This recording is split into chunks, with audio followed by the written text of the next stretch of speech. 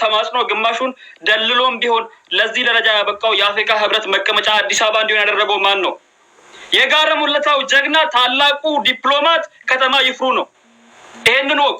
ከተማ ይፍሩን ረስታ፣ ከተማ ይፍሩን ንቃ፣ ከተማ ይፍሩን ጫካ ውስጥ ወርውራ ታጋዮችን አርበኞችን ሲሰቅል የነበረ ንጉስ፣ ህዝቡ ተርቦ የህዝቡን ረሃብ ደብቆ ለውሻው ልደት የሚያከብር ንጉስ ሐውልት የምትገነባ ሀገር ናት ኢትዮጵያ ማለት። እናንተ እንደዚህ ናችሁ። አማራንን የሚሉ ዛሬ አማራንን ብሎ በየቦታው የሚጨፍሩ እነ የጫማ ፖለቲካ አራማጆች የኃይለ ሥላሴ ሐውልት ሲተከል ኖ ኖ ኖ ኖ የወሎ ህዝብ ረሃብ፣ የወሎ ህዝብ እልቂት፣ የወሎ ህዝብ ሰቆቃ አለበት። ለዚህ ሰው ሐውልት አይደለም መቆም የሚገባው። እኔ ሐውልት ስለምቆምለት አይደለም። ግን ታሪክ ምንድነው የሚያሳየን? ከታሪክ ምንድነው የምንማረው? ታሪክን ማለምነብ ብቻ አይደለም። ታሪክን መጥፎ ጎኑንም ጥሩ ጎኑንም እስኪ ኃይለ ሥላሴን ጥሩ ጎን የምትነግሩኝ ሰዎች ካላችሁ እባካችሁን የኃይለ ሥላሴ ጥሩ ጎን የምትነግሩኝ ካላችሁ ማንም የለም። ለውሻ ልደት ለውሻ አይስክሬም ገዝቶ ሚኒስትሮቹንና የጦር አበጋዞቹን ይዞ መጥቶ የሚጨፍር የነበረ ሰው ነው። የወሎ አማራ ሳይንት ህዝብ አማራ የሚባል ካለ እንኳን ማለት የአማራ ህዝብ በዛ ደረጃ አልቆ ዛሬ በያለበት ቦታ ተሰዶ ያለው አማራ በዛን ሰዓት ከሀገሩ ከቀዬው የተፈናቀለ ህዝብ ነው።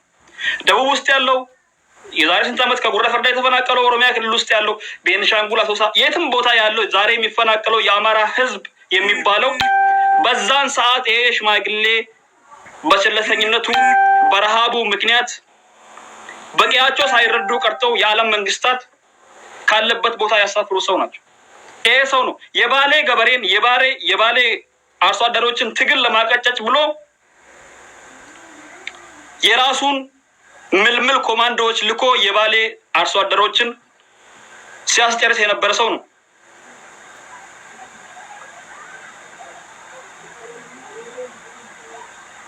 ለእንደነዚህ አይነት ሰዎች ነው እንግዲህ ሀገሬ ድንጋይ የምትደረድረው። ለእንደነዚህ አይነት ሰዎች ነው እንግዲህ አብዲ ኢሌ ነው አይደለ ዛሬ አፈናቃይ የሚባለው፣ አብዲ ኢሌ ነው አይደለ ዛሬ መጥፎ የሚባለው፣ ጌታቸው አሰፋ ነው መጥፎ የሚባለው። ከጌታቸው አሰፋና ከአብዲ ኢሌ ያልተናነሰ መጥፎ ታሪክ ያለው ሰው ነው ኃይለ ሥላሴ ማለት። 44 ዓመት እኔ መልአክ ነኝ ብሎ ስገዱልኝ ብሎ ሰውን ሲያሰግድ የነበረ ሰው ነው።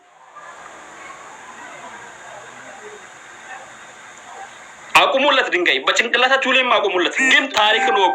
ለህዝባችሁ ታሪክ ምንድን ነው የሚለው? መቆም የሚገባው ሐውልት መቆም ካለበት እንኳን ለጋራ ሙለታው ጀግና፣ ለታላቁ ዲፕሎማት፣ ለከተማ ይፍሩ ነው። ለሁለት ተከፍሎ የነበሩትን የአፍሪካ መሪዎች በፖለቲካ ርዕዮተ ዓለም ለሁለት ተከፍሎ የነበሩትን እንኳን አንድ አድርጓቸው ወደ አንድ ጣሪያ ስር እንዲመጡ አድርጓቸው እንደገና በሌላ አቅጣጫ ደግሞ የአፍሪካ ህብረት መቀመጫ አዲስ አበባ ወይ ፍንፍኔ ላይ እንዲሆን ያደረገው ከተማ ይፍሩ እንጂ ኃይለ ሥላሴ አልነበረም። ኃይለ ሥላሴ እንደውም ሲቃወሙ ነበር። እሱ ነው አግባብቷቸው ሽማግሌውን የአዲስ አበባ የአፍሪካ ህብረት የአዲስ አበባ መቀመጫ ወይ ደግሞ አዲስ አበባ ላይ እንዲሆን ያስደረገው። ሐውልት መቆም ካለበት ማጨብጨብ ካለብን ትልቁ ዲፕሎማት ማድረግ ማለት ካለብን እነሱን ነው። ይሄን ሀሳብ ያመጣው ይሄ ሰው ነው። ግን ኢትዮጵያ የምትባል ሀገር በተረት ተረት የምትመራ ከሰለሞናዊ ዘር የመጡ ሰዎችን ብታ የምታከብር ከዛ የመጡትን ወይ ደግሞ የእስላም ወይ ደግሞ የሌላውን ሃይማኖት ጠላት የሆኑትን የሌላውን ማህበረሰብ ጠላት የሆኑትን አማርኛ ቋንቋ የማይናገሩ ማህበረሰቦች ጠላት የሆኑትን ሰዎች ብቻ የምታነግስና የምታከብር ሀገር ስለሆነች ዛሬ ድንጋይ ቆሞለት ሊመረቅ ነው። ይመረቅ። እኛ የተጎዳ ነው የተበደል ነው በእነዚህ ሰዎች ጥላሸት፣ በእነዚህ ሰዎች መጥፎ፣ በእነዚህ ሰዎች ደካማነት፣ በእነዚህ ሰዎች ግብዝነት ብዙ ነገር የደረሰብን ሰዎች ይሄን ሐውልት ልክ ህፃን ልጅን ማስፈራሪያ ወይ ደግሞ እንትን የሆነ በቃ ጅብ የሆነ ስዕል ስላደለ ይሄ ነገር ይበላል እንደዚህ ነው እንደዚህ ብላ የምታስተምረው ይሄ ሰው እንደዚህ ነበር ሲያደርግ የነበረው የኛም ማህበረሰብ ብለን እናስተምርበታለን። የትም ትከሉ ችግር የለም። ይቀመጥ ይተከል። ትውልድን የሰውየውን መጥፎ ጎን እየነገርን የሰውየውን መጥፎ ስራዎች እየዘረዘርን እናስተምርበታለን። ድጋሚ የእሱን መሳይ ሰዎች ሀገሪቱ ላይ እንዳይመጡ የእሱን አስተሳሰብ የሚያራምዱ ሰዎች እንዳይፈጠሩና የእሱን አስተሳሰብ የሚያራምዱ ሰዎች ሀሳባቸው ገበያ ላይ እንዳይውል እናደርግበታለን። እናንተ ባላችሁበት ትከሉ፣ ችግር የለም። ይሄን ደግሞ የሚያደርገው የኦሮሞ ልጅ መሆኑ በጣም ያሳዝነኛል፣ ያናደኛል። ይሄ ነው፣ ሌላ ነገር አለ። የእሱን ስርዓት ለመመለስ የሚራወጡ ሰዎች ያደረጉትን የሚያጨበጭቡትን ከኋላ ተከትሎ እነሱን ለማስደሰት ብቻ የሚያደርገው የኦሮሞ ልጅ መሆኑ ያናደኛል። ሌላው ነገር ችግር የለም። ማንም የማንም ድንጋይ ይተከል፣ የማንም ይተከል። እኛ ግን የትም ትከሉ፣ የትም አድርጉ፣ የነዚህ ሰዎች ሀሳብ ገበያ ላይ እንዳይውል የነዛ ሰዎች ፖለቲካ ርዕዮተ ዓለም የትም ቦታ እንደማይሄድ ለትውልድ እናስተምርበታለን፣ ትውልድን እንቀርጽበታለን። ያለ ወጪ ለሰራችሁልን ሐውልት እኛ አላወጣንም። መስራት የነበረብን እኛ ነን። ምክንያቱም የሰዎቹን መጥፎ ታሪክ ለመዘከርና ለመጪው ትውልድን ለማስተማር ማለት ነው። እኛ እናልፋለን፣ ሀገር ትቀጥላለች፣ ህዝብ ይቀጥላል፣ ልጆቻችን ይቀጥላሉ፣ የልጅ ልጆቻችን ይቀጥላሉ። ይሄ ቆሞ ያለው ሐውልት ግን እመለሳለሁ።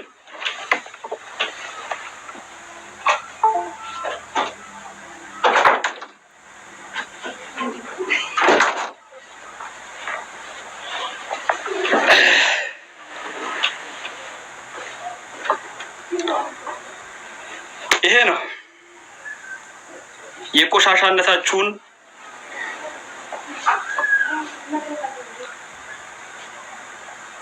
የመጥፎ ታሪካችሁን አድራጊዎች፣ ፈጣሪዎች፣ ሰሪዎች እራሳችሁ ሐውልት እየተከላችሁ ለትውልድ እንዳስተላልፍ የምታስቀምጡ ከሆነ ችግር የለም፣ አስቀምጡልን፣ ትከሉ፣ አቁሙ ባላችሁበት ቦታ። እኛ ለመጪው ትውልድ እንዲተላለፍ አድርገን እንሰብክበታለን፣ እናስተምርበታለን።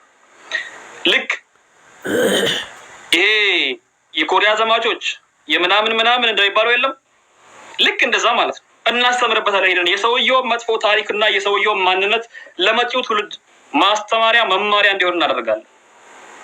ግን የሌላው ማህበረሰብ ማወቅ ያለበት እንደዚህ አይነት መጥፎ ታሪኮችን የሰሩ ሰዎች ናቸው። ሀገር ስትወረር ጣሊያን ለሁለተኛ ጊዜ በ1941 ሀገር ወራ ኢትዮጵያ ስትወረር እና አቡነ ጴጥሮስን የመሳሰሉ ትልልቅ ጀግኖች ሀገሪቷንም ህዝቧንም ገዝተው ከጠላት ጋር ሲዋጉ ከሀገር የፈረጡ ሰዎችን ከሀገር ሸሽቶ ሌላ ሀገር ባዕድ ሀገር የወረሩት ነጮች ናቸው። ሀገርን የወረሩት ህዝቡን እያሰቃዩ ያሉት አዲስ አበባን ደም በደም እያደረጉ ያሉት መላውን ሀገሪቱን ደም በደም እያደረጉ ያሉት ነጮች ናቸው። ያ ንጉስ ግን የተሰደደው ወዴት ነው? የተሸሸገው ወዴት ነው? ወደ ነጮች። የሄደው ወደ ነጮች ነው። ለዚህ ሰውዬ ነው እንግዲህ እንትን የምታደርጉት።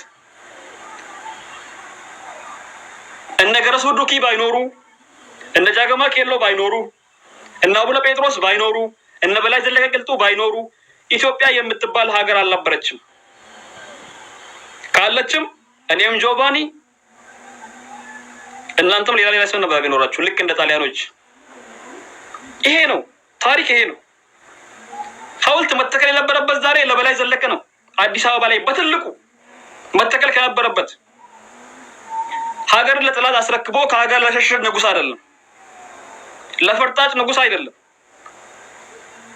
ሐውልት መቆም ካለበት ዛሬ እነ ታደሰ ብሩ እነሱ ናቸው ሐውልት ሊቆምላቸው የሚገባ በዚህ ሰዓት። ሐውልት መቆም ካለበት ለገረሱ ዱኪ ነው፣ በአደባባይ ላይ ጀግናዬ ተብሎ። ሌላ ነገር የለም። እናንተ የምትተክሉት ሀገርን ለጠላት ሽጠው ከሀገር ለተሰደዱ ሰዎች ነው።